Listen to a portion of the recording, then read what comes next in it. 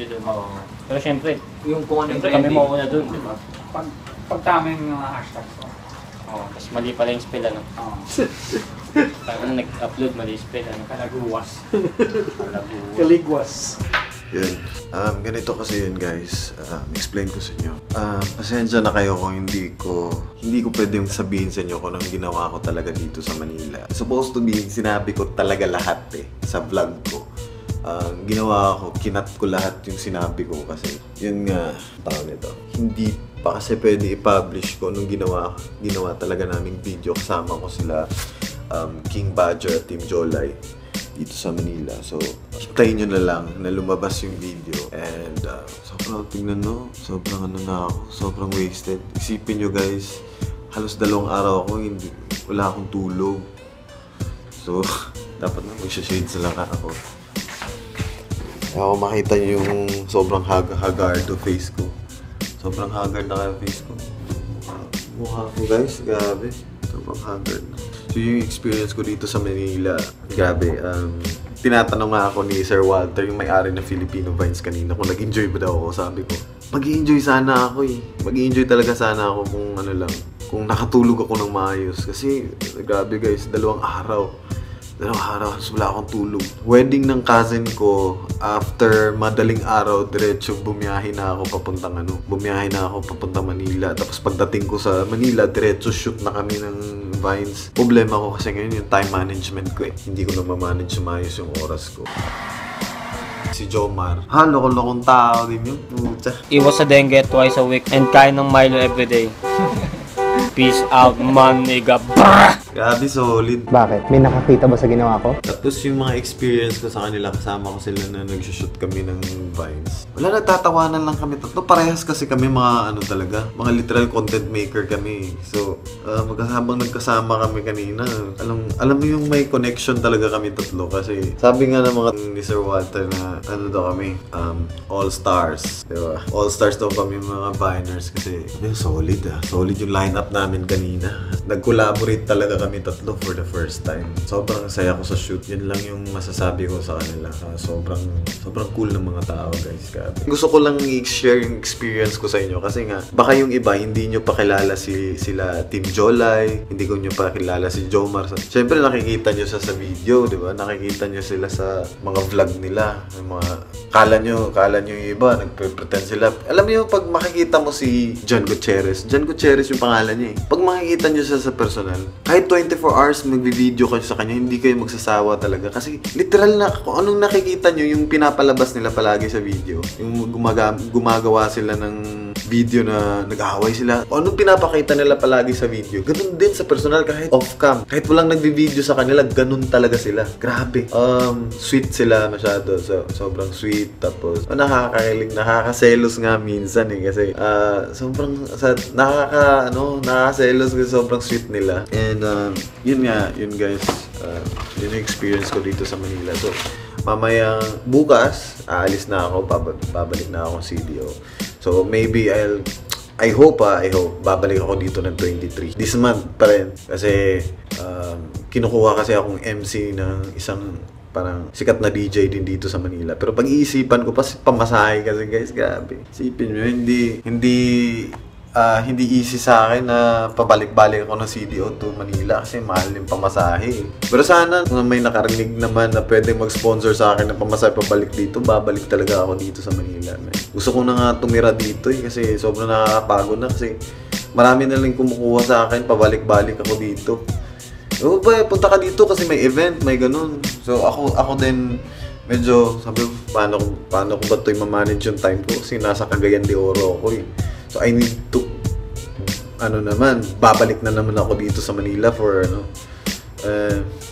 yun. Tapos ipapakita ko lahat ng mga clip na ginawa namin pero hindi ko talaga pwede palabas lahat kasi kanina nag-decide kami na kailangan sikreto muna yung project namin na gagawin. So ay ipapakita ko na lang yung pagpunta ko dito tapos papasilip ko lang konti sa inyo ng ginawa namin sa kalokohan sa loob. Pero hindi yung lahat ng nakuha kong video kanina, hindi ko talaga hindi ko pwede i-post. For now, hintayin nyo na lang yung pasabog na gagawin namin tatlo. Kasi solid talaga yun, grabe. Pinaghirapan na, isipin mo, wala akong tulog dun. Pinipilit ko talaga, alam mo yung sobrang pagod ka na, pero pinipilit mo pa rin na mabigay mo yung best mo. Kasi ayaw mo mapahiya ka, ay gusto mo pa rin na ano eh, diba? Pinag-uusapan nga namin kanina yung about sa mga content talaga. Nakakaawa ako, yung mata ko, sobra. Sensya na kayo sa mata ko guys ha, kasi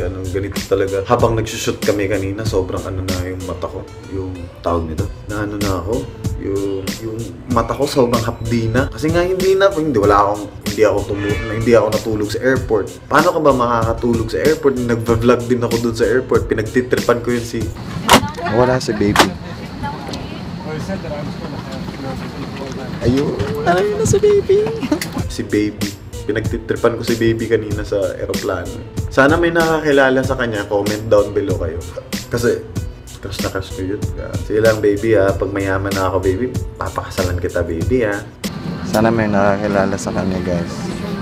Sana single pa siya ngayon. Hanapin ko yung baby na yun, grabe. Sana makita niyo yung video ko na post ko kasi... Anyways guys, yun, lowbat na yung phone ko. Hintayin niyo yung vlog na gagawin ko. Kasama ko si King Badger, si Jolay. Team Jolay. Hindi ko alam anong pangalan ng babae, Jolay yata eh. At saka, andun pa si, B-Boy Ramirez. B-Boy Ramirez, tama. Kilala niyo ba si B-Boy Ramirez? Ayaw na ayaw ko sa mga taong hinaharangan yung gusto ko. Sinasagasaan ko sila. Minsan, kung kinakailangan, literal. Kasama din namin siya kanina guys. Sobrang cool na tao, grabe. Solid talaga. Sana makabalik na naman ako dito sa Manila kasi pagpasentahan naman yung eyebags ko, yung mata ko, ganito na talaga kasi yun nga. Pero nakatulog naman ako eh. Kakagising ko lang, siguro nakatulog ako mga 2 oras. So, pasensya na sa mga fans ko dyan, pasensya na kayo. Kung Hagardo Versosa na masyado yung Team Sawyer nyo. Kasi wala eh, ganito talaga. Kung gusto mong makapasok sa industriya nito, don't expect na makakatulog kang na maayos kasi hindi talaga guys. Hindi ka makakatulog ng maayos. Grabe.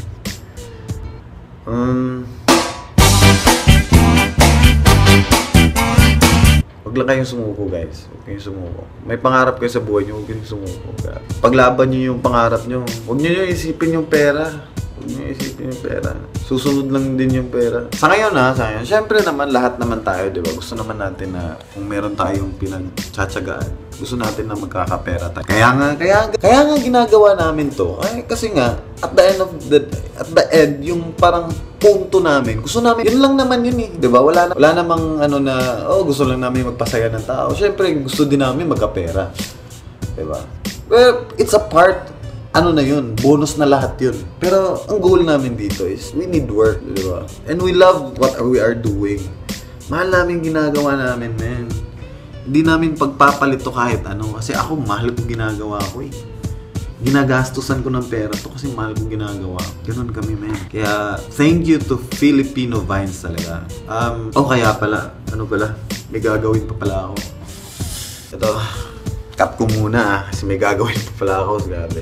Chill out, goodbye. Bye. Spilling Fibonacci flows through your spinal cord notches. You can go and call your shit irrelevant, but not this. Holding energy ain't in the field, that's where the heart is. Created barriers be broken down by the artists. We starting up like some bullies in a fight. Got you scattered like crows, we see ya taking flight. Fatter than my Djibouti SDs had the crack pipes. Addicted to the lesser values contained in slums like I can only be the darkness. Make the sister feel better and spark this, yo. Who knows where the lock is? All the my jeans are meadows holding melodies.